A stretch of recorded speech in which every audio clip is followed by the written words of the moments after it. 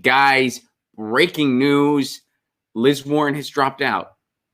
Liz Warren no longer in the race.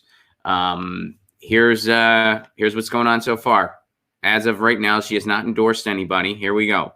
Liz Warren ends her presidential campaign, holds off on endorsement. This is from the USA Today. Elizabeth Warren is ending her campaign. Warren told reporters outside her Cambridge, Massachusetts home that she would not endorse a candidate yet. Not today, she said when asked about an endorsement. I need some space around this and a little time to think a little more. Warren's departure from the Democratic primary comes after a disastrous Super Tuesday where she didn't finish above third in any state, building her streak to 19 contests that she lost. She even lost in her home state, finishing a distant third in Massachusetts. So she's not giving an endorsement right away. And, you know, you can't help but ask, well, what does she have to think about?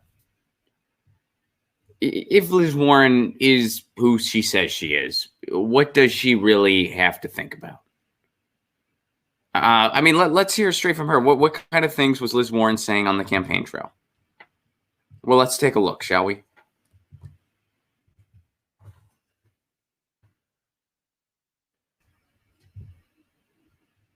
The heart of this is two parts. We got to ask those at the top to pay a little more. I use the 2-cent wealth tax, but it's more than this.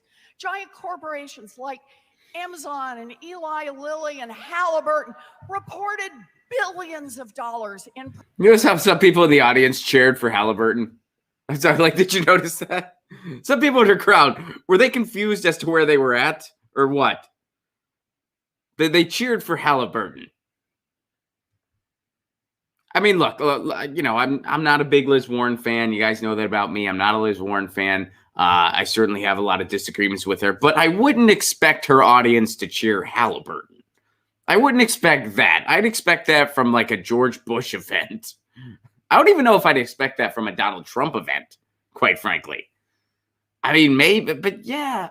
Anyway, all right. Profits last year and paid zero in taxes. That is not right. We have to ask those at the top to pay a little more. That's how we have enough money for infrastructure. And the second part is what we were just talking about. We have got to be willing to pick up our regulatory tools and use them on behalf of the people. Trickle-down economics, we were talking about it a minute ago. Trickle-down economics, just think about it this way. From 1980 basically forward, what has been the principle? How does it work? It's help the rich and powerful get richer and more powerful. And how do you do that? You cut taxes for those at the top. That's how they get richer. And you cut regulations. That's how they get more powerful. It is time for us in America to say trickle-down economics has been a failure. We're going to build this economy from the grassroots up, and we're going to save our democracy. If that's how she feels, and by the way, that was from March 3rd. That was a couple days ago. That was from March 3rd. If that's how she feels, how is there any question or ambiguity who she would support in the White House? I mean, does that sound like Joe Biden to anyone? And look, I'm speaking right now, Liz Warren supporters, if you're watching this show, you know, I'm not going to sit here and tell you I was a big Liz Warren fan. I know a lot of people are celebrating her on Twitter, and that's fine. That's their choice. That's their right, whatever, you know, free speech. But I'm not going to sit here and pretend that I was a big fan of hers. I wasn't. I'm still not.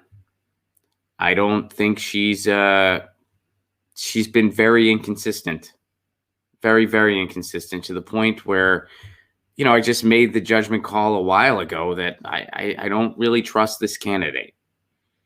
And, you know, when you really strip down politics to like its biggest, just nuts and bolts, basic essence, you know, you take a chance and put a certain amount of trust in somebody.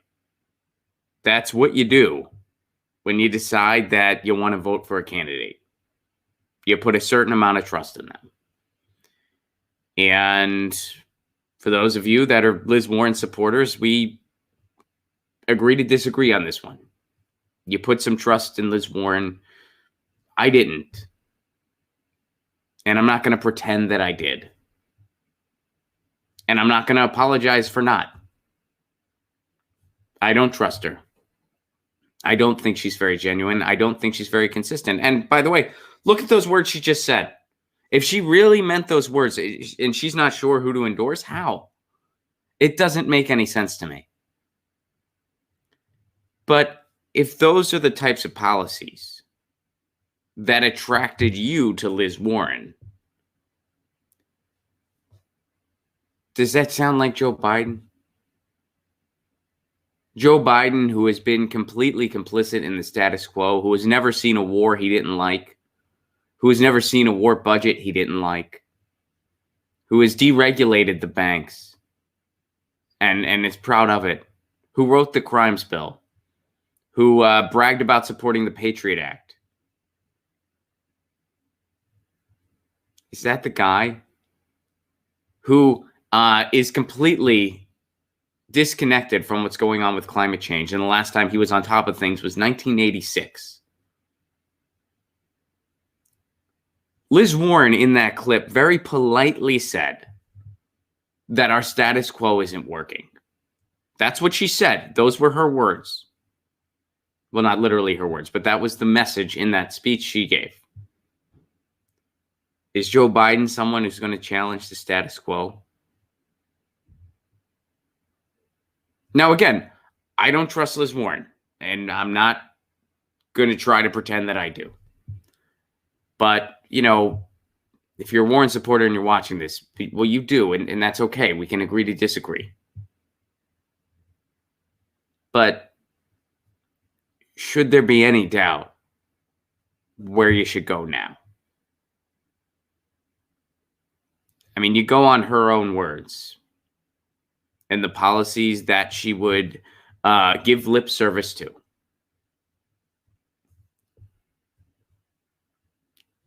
The obvious choice is Bernie Sanders.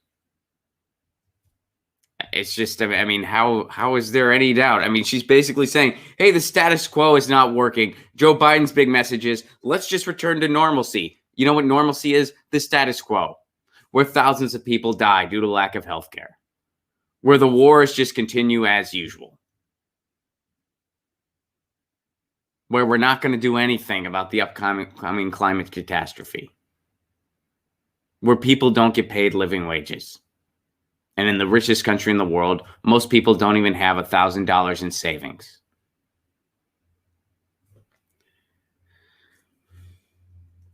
So those are Liz Warren's words. That was a speech that she gave very recently. And for some reason, there were people in the audience cheering on Halliburton. Maybe they were like, I mean, I don't know. That was weird to me. Maybe they were like, oh, she's gonna slam him, you know, like maybe they were, and it just kind of came off wrong.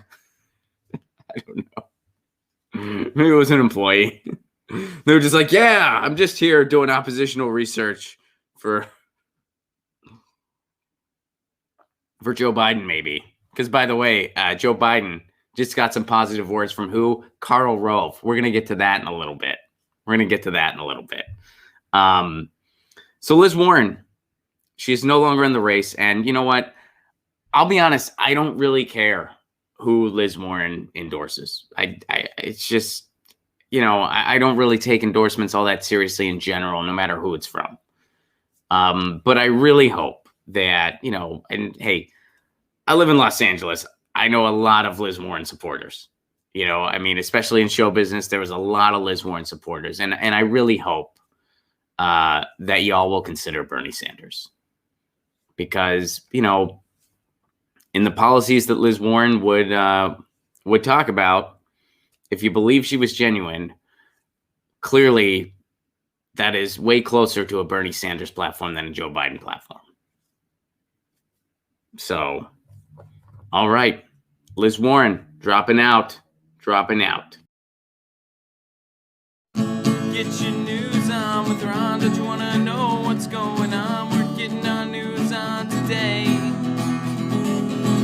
Get your news on with Ron. Don't you want to